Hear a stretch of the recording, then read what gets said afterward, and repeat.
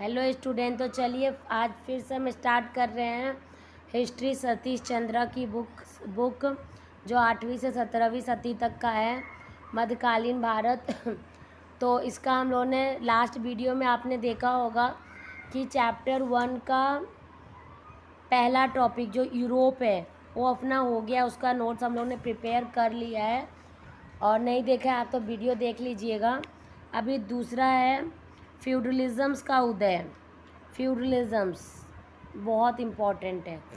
अब फ्यूडलिज़म्स क्या है, एक नॉर्मल सी चीज़ समझ लीजिए। फ्यूडलिज़म राजा लोग ना अपने सरदारों पे लगाते थे। क्यों लगाते थे?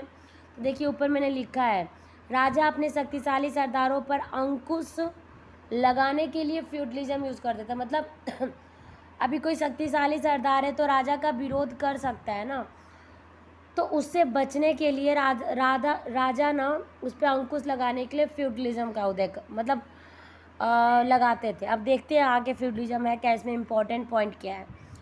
पहला है, रोमन साम्राज्य के विघटन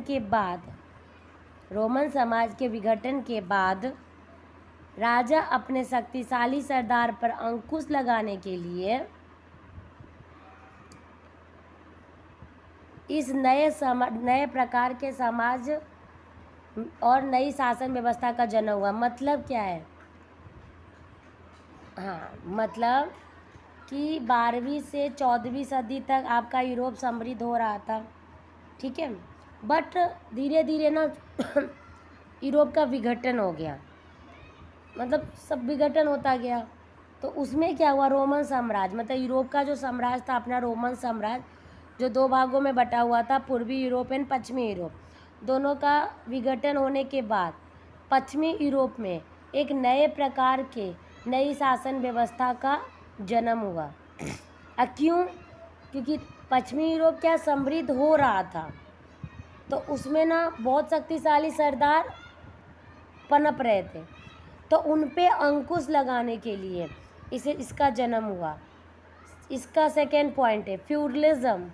लैटिन शब्द फ्यूड्रम से उत्पन्न हुआ है, जिसका अंग्रेजी अनुवाद फिफ होता है। ये इंपॉर्टेंट पॉइंट है, ये भी लिख लीजिए। उसके बाद सेकेंड पॉइंट का सब पॉइंट है, राजा सरदारों को अपनी वैशल या अधीनस्थ बनाकर उनसे अपने प्रति निष्ठा की शपथ लेता था और बदले में उनके कब्जा वाले इलाकों को अपने फिफ के रूप में मानता था। मतलब घुमा फिरा की यही बात है कि राजा जो शक्तिशाली सरदार थे ना, उनको अपने अधीनस्थ करना चाहता था। इसलिए जो सरदार जो कब्जे में ज़मीन किए रहते हैं ना, राजा उसको अपने पास फिफ के रूप में रखना पसंद करता था। अब आगे देखते हैं कि फिफ क्या होता है। ये देखिए फोर्थ पॉइंट, इस तरह फ्यूडल व्यवस्था में शासन पर एक भूस्वामी कुलीन वर्ग का वर्चस्व था। यह कुलीन वर्ग जल्द ही पैतृक बन गया और उसने हर कोशिश की कि कोई बाहरी व्यक्ति उसकी कतार में ना आ सके। ओके, फिफ्थ पॉइंट देखिए, फ्यूडल व्यवस्था में 2 और विशेषताएं जुड़ी। कौन सी? सबसे पहले सर्फडम।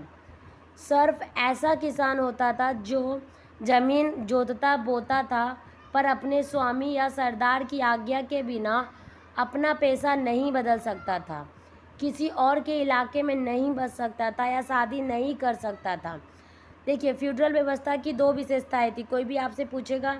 पहला है सर्फडम, दूसरा है मैनर व्यवस्था। तो सर्फडम में क्या था? सर्फडम में जो ज़मीन जोतता बोता था अपने स्वामी या सरदार की आज्ञा के बिना कोई दूसरा पेशा नहीं कर सकता था, यहाँ तक कि शादी भी नहीं कर सकता था। अभी मैनर व्यवस्था देखते हैं।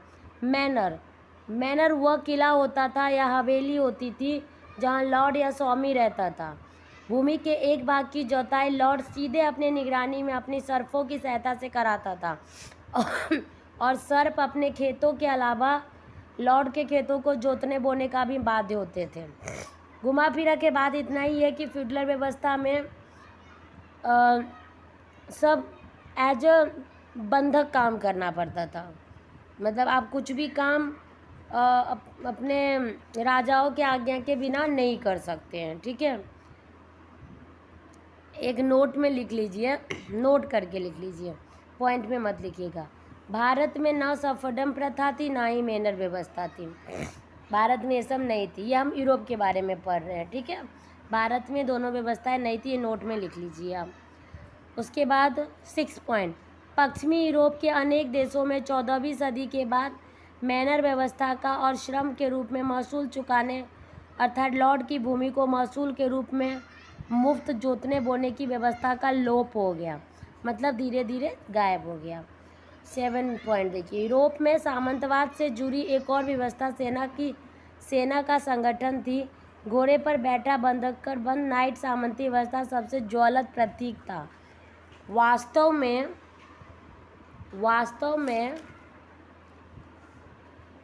एक मिनट, क्या है, एक मिनट, प्रतीक था। उसके बाद इसका सब पॉइंट देख लीजिए। राजा की सहायता के लिए एक निर्धारित संख्या में घुड़सवार और पैदल सेनाएं कायम रखने की जिम्मेदारी फ्यूडरल लॉर्डों को सौंप दी गई थी। ये अभी हम फ्यूडरल के बारे में ही पढ़े, तो ये सब उतना इम्पोर्टेंट नहीं है, बस इतना ही सब पॉइंट सब पढ़ के फ़ायदा नहीं है। 8 पॉइंट है, इस तरह राजनीतिक, आर्थिक और सैनिक अनेक कारण यूरोप में फ्यूडरल व्यवस्था के लिए उत्तरदायी है। लास्ट पॉइंट है फ्यूडरल का, पश्चिमी एशिया और भारत की तरह यूरोप में भी मध्यकाल धर्म का काल था। ओके, तो अभी फ्यूडरल व्यवस्था सेकेंड टॉपिक भी अपना फिनिश हो गया। नेक्स्ट वीडियो आपका ले आती हूँ अरब दुनिया का। तो चलिए मिलते हैं नेक्स्ट वीडियो में, बाय बाय।